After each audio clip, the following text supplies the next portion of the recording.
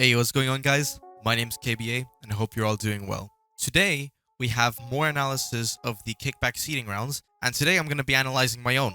We're also going to be analyzing Kristof's, and interestingly enough, today we're going to be having 2 second device routines. So what'll be interesting to see today is kind of how you can use second devices along with the new Mark II loop station. So that's one of the things we're going to be analyzing today. We're also going to be analyzing some of the effects and how to use the second device, and also some of the effects used on the MK1. This intro is short. I just want to get right into it. First up, we have Kristof. Really crazy looper. Alright, let's go. Welcome to Kristof's seeding round of the SBX Kickback Battle 2021 Loopstation Edition with the exclusive prototype of the Boss RC505 Mark II. Alright. With 3 minutes and 30 seconds on the clock, I say the 3 and I say the 2 and the 1 in 3, 2, 1. Beatbox. Let's go.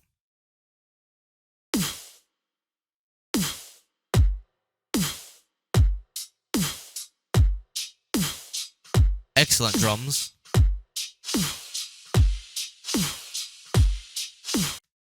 Alright, already I just want to say the detail level on these drums is really, really good. You hear a crash, you hear layered hi-hats, the snare is very complete, the reverb on the snare is nice, and the kick sets a nice foundation to everything. And you can already tell that he's done a lot of music production because like the drums already really complete.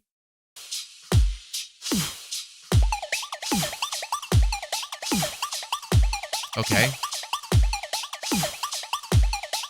I think that's actually a Mark II effect.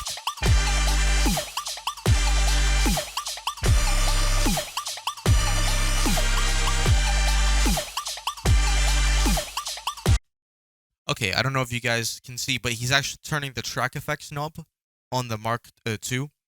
But you're hearing like something being recorded on the line 6. So I'm guessing that he's assigned something on the track effects knob to actually control the volume of either the helix or the input volume of the Mark II, which is cool, and it shows nice technique.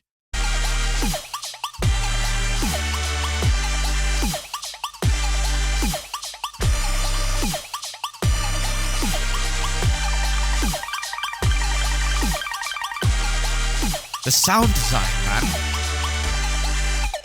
Alright, ladies and gentlemen, I'm Kristof from Budapest, Hungary, and this is my seeding round for the KBB21 loop station. Let's go. Yes, it is. Alright. I keep on going, but you stay the same. I'm always one step ahead in the game. Okay.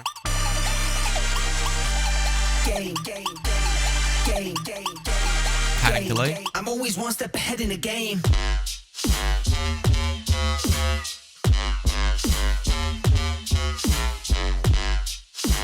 Okay.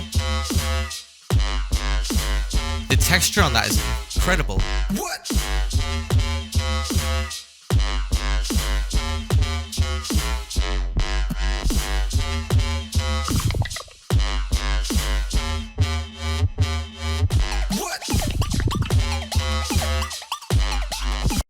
He's clearly found some sort of combination on the Mark II to make your bass line sound like a squid. So that's cool. And outside of that, I think he's using some kind of reverse. Maybe, I'm not sure the exact. Maybe it's like a vinyl flick or something of that sort. I actually don't know, but he's like using the track effects to change the pattern of the bass line as it goes out, which is good because you don't want a dubstep beat or a rhythm beat to get repetitive, because it's not generally.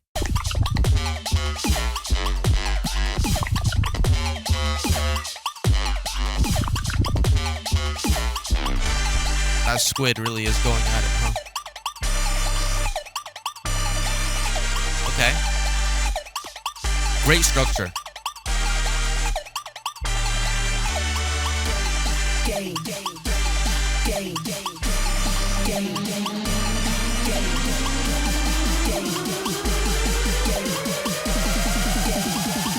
Okay.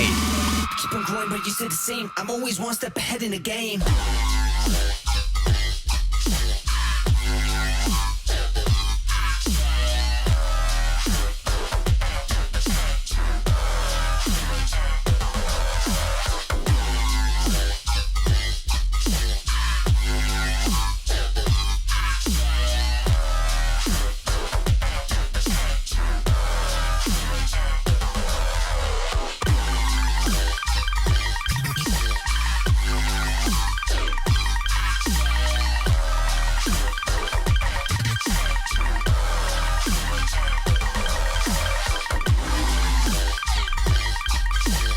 think that's reverse reverb. I mean, there's so much happening. I don't really know what to analyze. Ooh. I only just noticed that. And that's okay. Time. Okay. Wow, what to say? First of all, from a sound design perspective, Kristof is at the top of his game. There is no one, in my opinion, at least in this competition, who gets close to his sound design, at least from what I've heard here. The textures on everything, constantly changing. I mean, if you look at the track effects, I think he's putting things like vinyl flick, reverse reverb, tremolo, I think, and squid sound. I don't know what the squid sound is, but he found a squid sound, and he's doing that to constantly change up the beat. The drum mix was excellent. I love the use of the crash and the hi-hats, and the hi-hats that had like a metallic sound that went really well. I think the build-up into the second drop, was really strong. Flowed really nicely. I loved how he put the lyrics in, went right into the drop. It felt like a real DAW produced track. I don't really have any criticisms, to be honest. The one thing I would say is I wish it was louder so I could enjoy it more. That's about it. It's really an excellent job. I think this has a very good chance of getting first place without knowing what's coming next. Except for I do, because the next one's mine. Woohoo. Alright, let's go. Welcome to KBA's seeding round of the SBX Kickback Battle 2021 Loopstation Edition with the exclusive prototype of the Boss RC505 Mark II. With 3 minutes and 30 seconds on the clock. This intro is quite long, you know. 17 seconds. 2 and the 1 in 3, 2, 1. Beatbox. I'm just gonna pause right now. It feels really odd to analyze this and like have to try and react to it when I fully know what's happening, because I sat here trying to record this for 7 hours.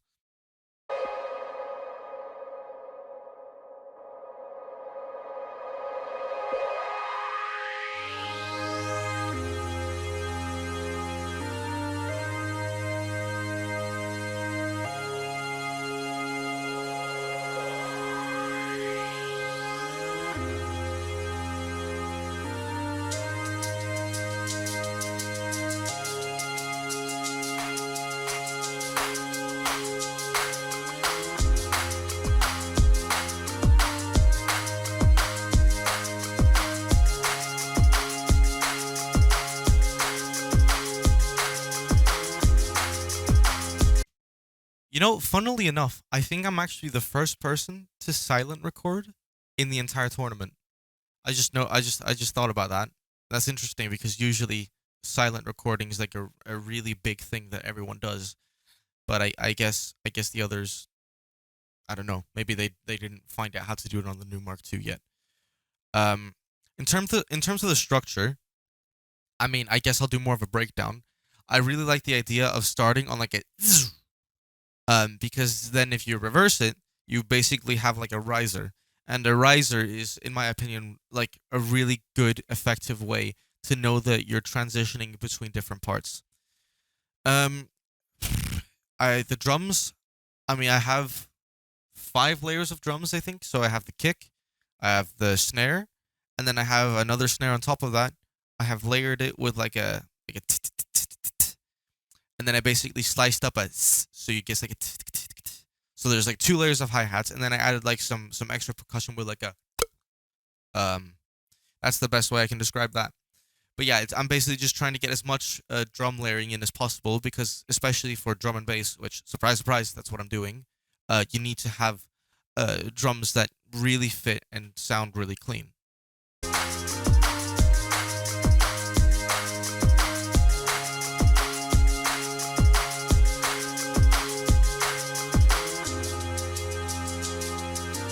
Now I'm taking out the drums to kind of indicate that a part is coming soon, like something's about to happen. Which is also why I'm using the riser.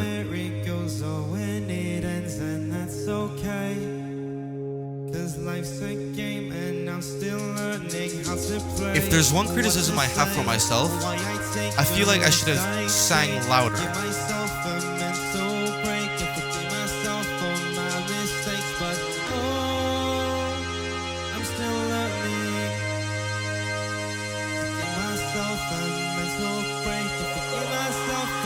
then the riser.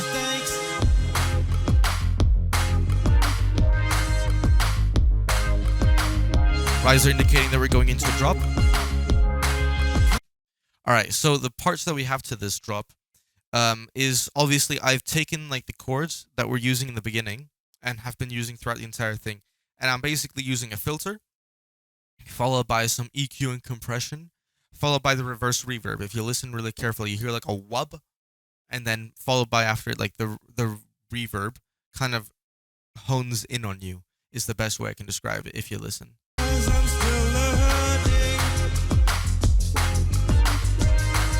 Like, it's reverse reverb. And again, now I'm adding the hi-hat to increase the tempo.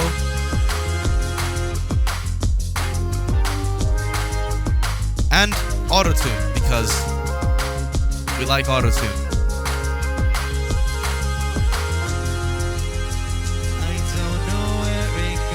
Now I'm taking out the kick to indicate that we're getting into a new part.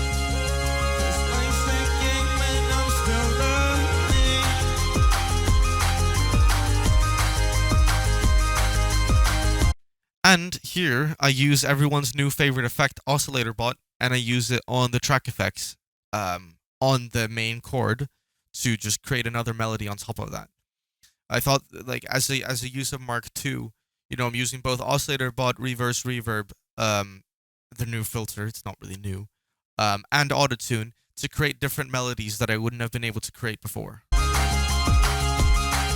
And we're also getting the final element of the drums, like the really fast hi-hat.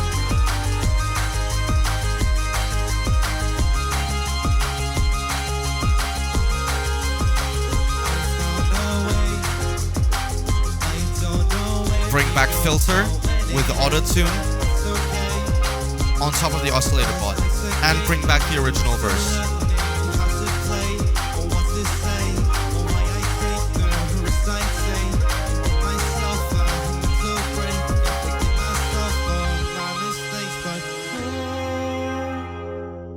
Filter everything out to kind of show that the track is about to end.